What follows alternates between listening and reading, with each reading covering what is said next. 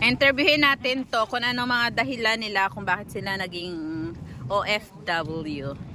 Ikaw, Mami Arlene, anong dahilan mo kung bakit ka nag-abroad? Para maibigay ko sa mga anak ko yung hindi ko maibigay kung nasa Pilipinas. Uy, mag-drive tayo. Ikaw, te, Ako, anong dahilan bakit ka naging nag-abroad OFW? ko kaya kung duha ka bata, wala may mag-support bi ako ra. Nya, Single mom ka, diba? single mom niya ang akong sweldo sa Valencia kay 19 siguro primero. 90 Pesos. pesos? 2007. Wow. Dayon nag 100 ko. 120. Niya naganang pug kadako akong bata, dako na kay kuan yo, nag-support akong bana no.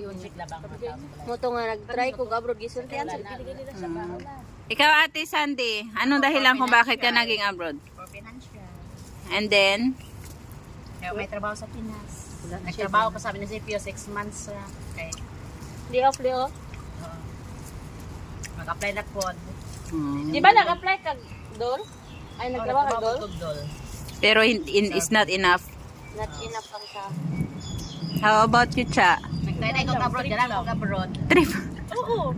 Kasi di ba nagtatrabaho ako sa mall. Pero ano talaga yung trabaho mo sa Pilipinas bago ka nag-abroad? Ang dami. Nag-ano ko sa mall, naging sales supervisor ako ng Realme na cellphone, nagtambunting ako. Last ko, Chinese yung amo ko sa alas. Yung sa mga gold. Tapos, may nagbigay lang ng flyers, yung agency. Sabi ko kaya mag-abroad. Akala ko maganda yung abroad. Maganda man ang abroad pag talaga. Alam mo ba yung sabi ng parents ko na wala akong alam sa buhay kasi puro lang paganda pa, ano? Challenge accepted talaga. As in, proud talaga yung parents ko nung umuwi akong galing Kuwait na natapos ko yung kontrata. So nag-Kuwait ka pala. Nag-Kuwait tapos bumalik ulit nag-Dubai. Ilang ka tuwing sa Kuwait sa? How about you? Hi, nag-abroad ako kasi nakita ko yung mga kapitbahay ko. Malaki na yung bahay nila. Kidding aside, it's a joke. Nag-abroad ako kasi gusto ko maibigay sa anak ko yung hindi yung mga needs lang yung nabibigay ko, pero yung wants nabibigay ko na ngayon. And nakatulong ako sa family ko. At the same time, yung bahay namin patapos na rin. Wow, congrats. Uy, ba't mo pinatay? Ikaw pa nga. Next. Ako Ano to? Dito? Oh, wag mo na. Play na yan. Sexy. Ako, nag-abroad ako sa isang dahilan lang. Kasi yung mama ko dati, na-stroke siya.